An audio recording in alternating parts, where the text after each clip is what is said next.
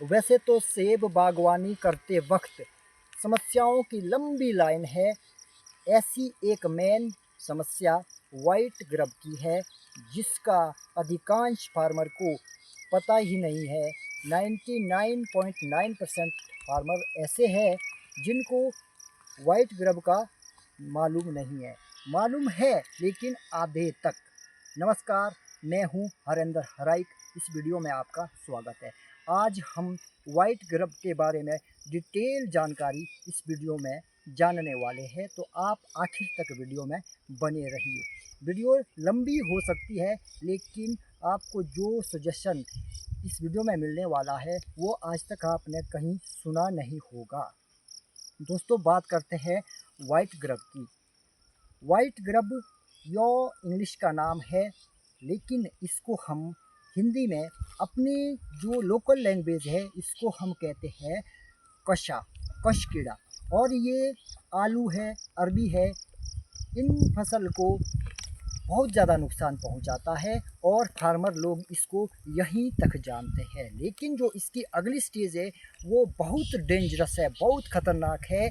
इसके बारे में आज हम इसकी पोल खोल देंगे और आपके इसके लाइफ साइकिल के बारे में डिटेल बात करेंगे, और यह आपको कंट्रोल करने के लिए भी इसमें आसानी होने वाली है। तो शुरू करते हैं, इसकी लाइफ साइकिल कैसी है।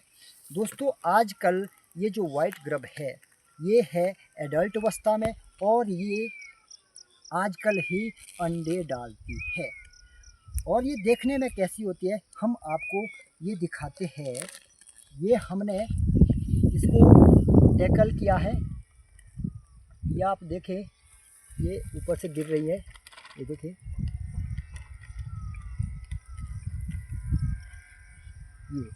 ये हमने इसको इस ट्रैप में पकड़ा है, ये हमने अपने आप ही बनाया है, इसमें हमारा कोई ज़्यादा एफर्ट भी नहीं लगा है। तो यो आजकल इस तरह की अवस्था में है। ये क्या करती है कि ये जब संध्या होती है, संध्या के टाइम ये मिट्टी के नीचे से निकलती है और उड़ करके सेब के पत्ते के ऊपर बैठती है और रात भर में सेब के पत्तों को कुतरती है। इतना नुकसान करती है कि पूरे के पूरे ऑर्चर्ड में जिसको हम फूड सिस्टम कह सकते हैं, ऑर्चर्ड के जो पत्ते हैं, एप्पल के जो पत्ते हैं, इन पत्तों को ये इतना नुकसान करती है। यहाँ आप देखें, ये इसका ही खाया हुआ है। ये आप देखें, पत्ते को एक साइड से इसने पूरा यहाँ से ये चट कर दिया है। तो इस तरह से ये पत्तों को खाती है और सुबह होते ही यहाँ से उड़ जाती है और मिट्टी के नीचे छुप जाती है। दोस्तों, ऐसा ये क्यों करती है? क्योंकि यदि ये दिन को भी पत्ते पर पड़ी रही तो दिन को यहाँ पर पक्षी आते हैं और पक्षी इसको खा जाएंगे, चट कर जाएंगे। तो यह अपनी जान बचाने के लिए मिट्टी के नीचे छुप जाती है और दिन के ही समय ये मिट्टी के नीचे अंडे डालती है। अब इसका लाइफ साइकिल क्या है? अभी ये मिड मई से शुरू होती है और पूरे जून के महीने में ये इसका प्रोसेस चलता है। पूरे जून के महीने में ये अंडे डालने की प्रक्रिया इसकी रहती है। और अब ये जुलाई अगस्त में 2 महीने में ये अंडे इसके मिट्टी के नीचे रहते हैं पड़े, और सितंबर में इसके जो अंडे हैं ये हैच होते हैं, अंडे से बाहर ये निकलती है। और अब ये लार्वा स्टेज में सितंबर, अक्टूबर, नवंबर, दिसंबर, जनवरी, फरवरी तक 6 महीने में ये मिट्टी के नीचे रहती है। और अब ये इन 6 महीनों के अंदर ये मिट्टी के नीचे जड़ों का नुकसान करती है। दोस्तों, यहीं इसी अवस्था में ये यहाँ पर जैसे अरबी हो गई, आपके आलू हो गए, इसमें बहुत ज़्यादा नुकसान करती है और हम इसको यहाँ कश कीड़े के नाम से जानते हैं। और ये देखने के लिए वाइट कलर का होता है, और जब हम इसको देखते हैं कहीं खुदाई करती बारी ये हमारे नज़र के सामने आता है तो यूँ ये करता है, टायर के समान ये अपना शरीर बना देता है। तो यही है ये कश कीड़ा। दोस्तों, अब ये फरवरी तक तो ये नुकसान करता रहता है जड़ों का। अब ये मार्च और अप्रैल 2 महीनों में ये प्यूपा अवस्था में जाता है। अब ये समाधि लेता है, अपने बाहर से कवच बना लेता है और ये इन 2 महीनों में, मार्च और अप्रैल, इन 2 महीनों में ये प्यूपा में रहता है। यदि इन 2 महीनों में मिट्टी की आपने खुदाई कर दी तो ये मिट्टी से बाहर निकल जाते हैं और अब पक्षी आकर के इनको खाते हैं। यहाँ भी इनकी संख्या थोड़ी अंडर कंट्रोल हो जाती है।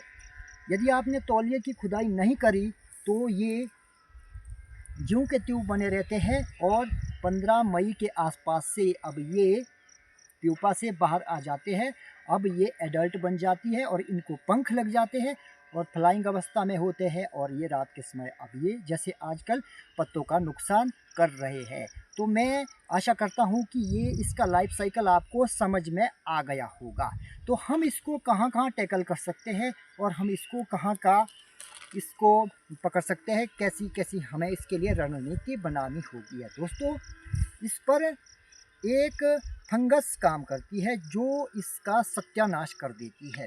उस फंगस का नाम है मेटारिजियम। जी हाँ, मेटारिजियम और बुवेरिया बेसियाना, ये 2 तरह की फंगस ऐसी है जो इस पर भी, वाइट ग्रब पर भी काम करेगी और बोरर पर भी काम करेगी। ये इन दोनों ही तरह के दुश्मन कीट को ये जड़ से ख़त्म करने का क्षमता रखती है। क्या?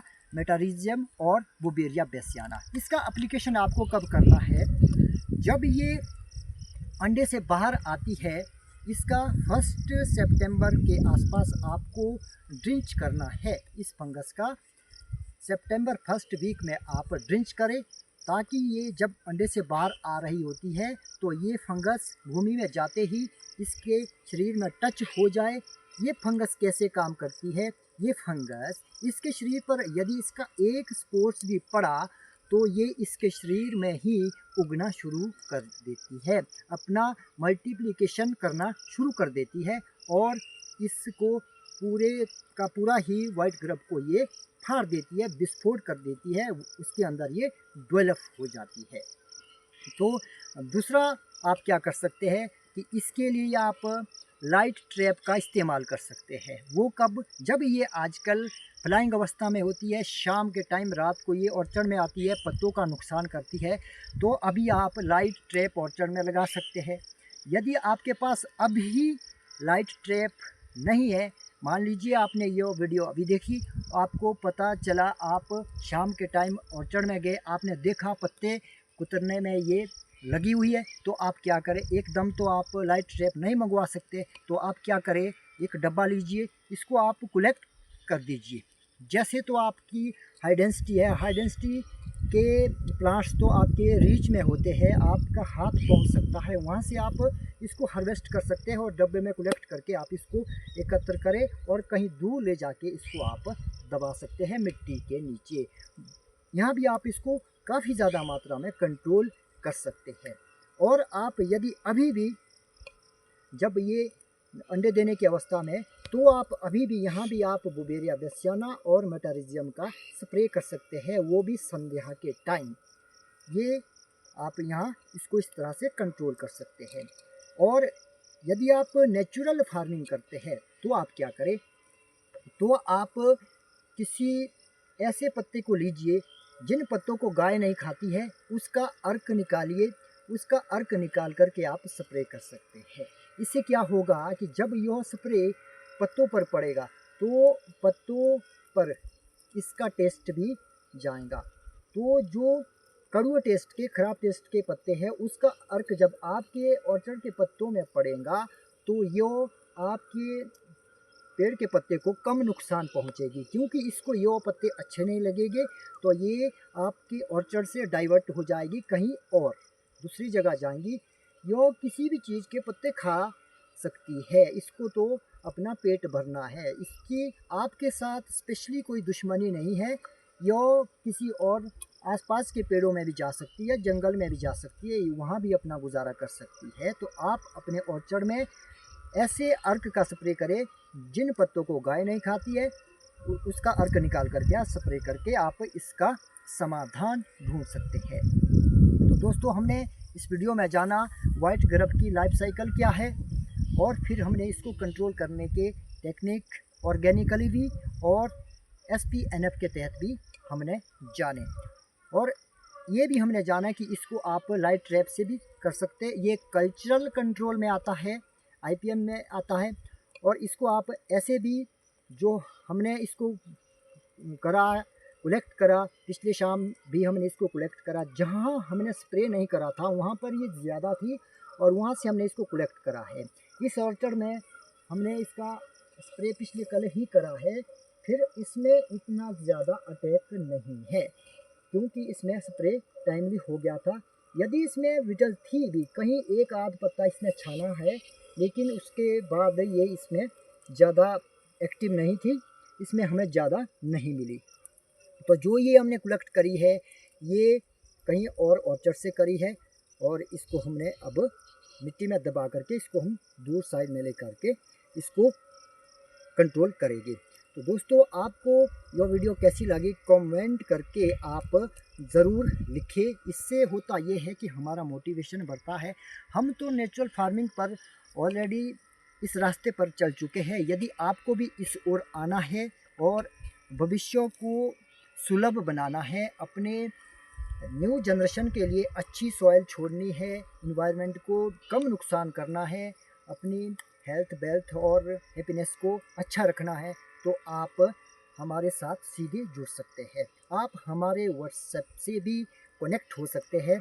हमारा व्हाट्सएप नंबर है 9806 98 पर आप कॉल कर सकते हैं और हमारे व्हाट्सएप ग्रुप से जुड़ सकते हैं, जिसमें हम लाइव जूम ऐप पर वेबिनार करते हैं और डिटेल प्रत्येक समस्या पर वेबिनार करते हैं।